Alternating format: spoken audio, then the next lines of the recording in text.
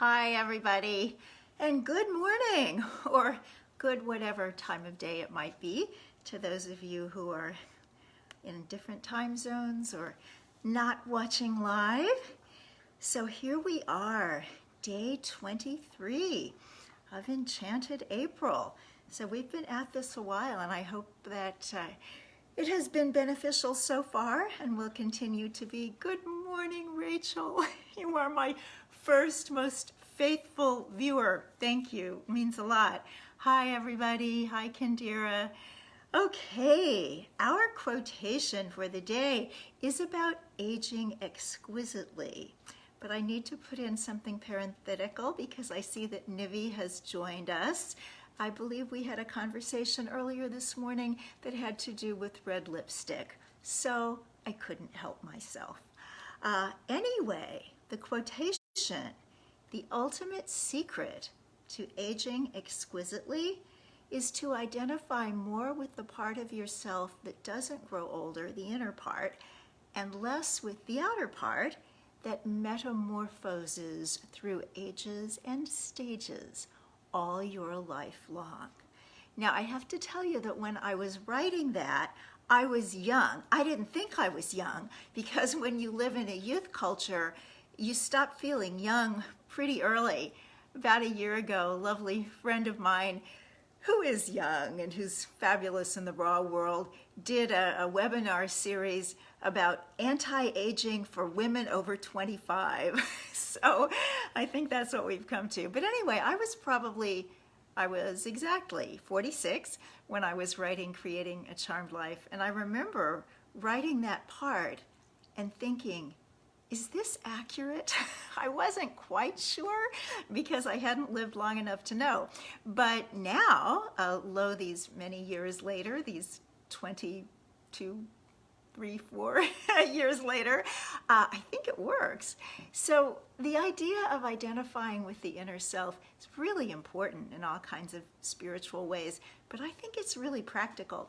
And I have seen it in terms of aging with lots of other people. So I've had role models for this. When I was 19 or 20, I worked and lived at the headquarters of the Theosophical Society, hi Terry, in America, which was outside Chicago. It was a wonderful old building. I love old architecture. It just nurtures my soul. And I worked in the library, and a woman worked there for a time. Her name was Iris. I can still see her. She had fabulous white hair and wonderful braids around her head. And whenever I would be upset about some irritation, she would smile and say, "The darling physical plane." And that really communicated to me, this is the sweet, sweet place and experience that we have to be, and it's going to be full of annoyances and irritations and worse, and yet it's still darling. So thank you, Iris. Then I had another role model who also was a theosophist, interestingly enough. Her name was Gladys Lawler, and she also had white hair and braids around her head. But I met her when she had just retired. She was 65. I was 19, and so of course I thought she was very, very elderly, but I saw that as wise. She had a spiritual books library in her home, and I sat with her and I would listen and learn, and she had a kind of mischievous air to her, almost like a little child. And so even though she was old, and certainly to me as a teenager, very old, she wasn't old. She was ageless. And she had an interesting thing happen when she was quite a bit older than that, when she was in her 80s. She was still driving, and she was driving somewhere one day, and a terrible flood happened in Kansas City. Horrible, horrible flood. Many, many people were killed. It happened very, very quickly, and people didn't know what was going on. But she managed to get out of her car and get to safety. And I always thought, yeah, Gladys, you got something special going on. And then I also grew up with a wonderful role model for aging well, and that was Dee Dee. Dee Dee was hired to live with us and take care of me when I was a baby, because both my parents worked and they didn't have daycare. And even though she wasn't one who looked young, she had that very delicate English skin and she had lots of wrinkles and all that, but she had this wonderful attitude, so that even when I was a little child, I knew she was my very best friend and she knew more than anybody and she was just cool. And her birthday happened to be April 23rd. So here we are today. Happy birthday, Dee Dee, wherever you are. It's Shakespeare's birthday too. They're not absolutely positive. He was baptized on April 26th, and usually baptisms happened 3 days after the birth. So hats off to William Shakespeare. Maybe I'll read a sonnet this afternoon. Wouldn't that be fun? Why don't we all do that? It seems like a sonnet day. And this is also the birthday of the filmmaker Michael Moore. And someone reminded me of that this morning when they were telling me about a documentary that he didn't direct, but he did produce, that is free on YouTube. It's called Planet of the Humans. If anybody's watched it, let us know here in the comments how it was. I have not seen it yet. But I'll tell you my Michael Moore story real quick for anybody who hasn't heard it. I got so much great feedback yesterday from the Beatles stories that I think maybe for the rest of April I'm supposed to regale you guys with stories. But when I had the idea for my book Main Street Vegan back in 2011, the publisher came back and, you know, it was sold and that was great and something to celebrate. And the very next day, my new editor called and said, "Oh, we're so happy to have you. We're so happy to be working on this book with you, but we hate Main Street." And it was like, oh. And so they bought it. It was their book and I had to come up with a title that they liked. So I was trying to come up with something that didn't have Main Street in it. And I couldn't. They just all seemed so boring. But I was working on it, and one Saturday, my husband and I went to a movie, remember movies, and then there was another movie that we also wanted to see, and so we stayed for that one too. I think we've done that twice in our entire marriage, the double feature thing, but we did it, which meant that we were out on the street later than we should have been out on the street. So life sometimes has its own plans. So we're walking up Broadway, and there is Michael Moore, recognizable even from the back. Now, he had liked one of my earlier books. It's a weight loss book called Fit from Within. And he had written about that in Oprah's magazine. So I thought, I don't want to go up and be like a fangirl, but I see he's with this woman who's probably his secretary or something. So I'll just give her my card and tell him hello. So I did that. The woman turns out to be his sister, I found out later. But about 10, 15 seconds after that, I hear, "Victoria!" And there's Michael Moore following me up Broadway. And after we exchanged pleasantries, and he introduces his sister and I introduce my husband, he says, "We need to talk. We need to talk about food." So we sat down at this bus stop, and William and Michael Moore's sister were in conversation. I'm in conversation with Michael Moore. And after a little bit, he says, "I'm going to Michigan for a month, but when I get back, I'll call you so we can talk some more." And I thought, of course you will. People with Academy Awards call me so often, it is really getting to be a nuisance. But lo and behold, 30 days later, he called. And we started talking about food and, talking the vegan thing and the, compulsive overeater in recovery thing and all that.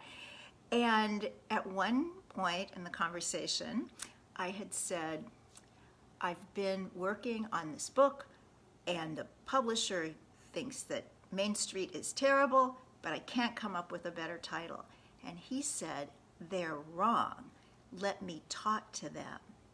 So we had a three-way call with Michael Moore, my editor, and me. And he convinced her, and she convinced the higher-ups. And about 4 days after that, she called me. Interestingly enough, I was standing right here, because this is where I plug in the landline. Remember landlines? And she told me that my book would be called Main Street Vegan, and I already knew that she had asked him for an endorsement, which he gave us. He also put it on his Twitter feed. He did a contest for us. He put it on his website. He was very, very kind. And the minute she said, Main Street Vegan is your title, I just saw these like little pop things. It's like, you need to have a Main Street Vegan podcast. There needs to be a Main Street Vegan Academy training vegan coaches. There needs to be a Main Street Vegan production company producing films. And I'm like, okay. And so basically, that's how I got the rest of my life. And it really came from being in the right place at the right time through no planning or strategy on my part. Life is interesting, isn't it? So I want to tell you, and this does tie in with the Aging Exquisitely, about the movie that I watched last night. And it's actually the most important movie in my whole life. And I think Star is here today, and she'll know exactly what I'm going to talk about before I even say, because she shares my fascination with this particular film. But it is Auntie Mame. This is the 1958 Rosalind Russell version. There is a later musical called Mame with Lucille Ball. Utterly delightful. Didn't change my life. This one changed my life. And I feel that it does the same thing every time I watch it. And I don't know how many times I've watched it. When I was a kid, I kept track because I saw it the first few times when I was 7. And I kept trying to see it after that, but it was very difficult then. We didn't have videos. I mean, we didn't have VHS or anything at that time. So you had to see movies either in the theater when they were new or on TV, maybe, if they happened to be on some kind of late show. But by the time I was a teenager, I had seen Auntie Mame 17 times, and it completely got into me and shaped who I am. So I want to tell you some cool things about the movie. There's also a novel. It was based on a novel by Patrick Dennis. Oh, thank you, Del, one of your favorite movies too. So the basic story is that this wonderful, eccentric flapper in New York City, she lived at number 3 Beekman Place. There actually is a number 3 Beekman Place. It doesn't look like where she lived, but I used to live in that neighborhood, and I would walk over there, and when I needed extra strength, I would just stand in front of number 3 Beekman Place and just kind of soak up the Mame energy. So the reason I would want to do something like that was this character. She was a flapper. She was a free thinker. She was open to ideas. She was open to different cultures. She absolutely abhorred bigotry. And she was smart, she was charming, and she dressed exquisitely. So last night, William was saying, I think you need to watch Auntie Mame, which we had taped from Turner Classic Movies and had in our little TV feed. So some of the cool things about Mame, she adopted her orphaned nephew, and when she first met him, she said, your Auntie Mame is going to open doors for you, Patrick. Doors you never even dreamed existed.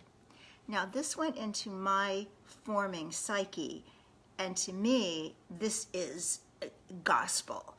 We need to open doors for ourselves, for any children and young people we influence, for any discouraged people of any age that we influence. We've got to keep opening those doors. And what I think of are some of the doors that I've opened in my life, and what was behind there so far beyond what I thought I was going to find. So opening the vegan door, I thought I was just going to be nicer to animals. Did I have any idea that I was going to be 70 years old and on no medication and not have any of the problems that my family had? Did I have any idea that I was going to meet all these amazing people, that I was going to travel to these incredible places? No, I just wanted to be nicer to animals, so I opened this door. So we need to be opening doors, all kinds of doors. And that was what Auntie Mame had done in her life and did for her nephew and did for me. In another famous line, she says, life is a banquet and most poor suckers are starving to death. So we don't want to do that. And especially now, oh my gosh, it's so difficult. If you're just at home and it's hard to go out and you don't know what the future holds and everything's scary. I said to my daughter, I think I already told you this the other day, I said, well, I'm fine, except everything on my to-do list scares me to death. So I have to get into my Mame state and face each one of those things and get through it and see what magic and wonder is on the other side. So if you can get hold of Auntie Mame with Rosalind Russell, oh my goodness, I do recommend it. So in terms of the quotation, and I'll read it again for anybody who came in later, the ultimate secret to aging exquisitely is to identify more with the part of yourself that doesn't grow older, the inner part, and less with the outer part that metamorphoses through ages and stages all your life long. And that is from Creating a Charmed Life, book close to my heart. But one of the things that happens, I have found, when you identify more with your inner part, with your eternal part, that you develop a kind of positive body dysmorphic disorder.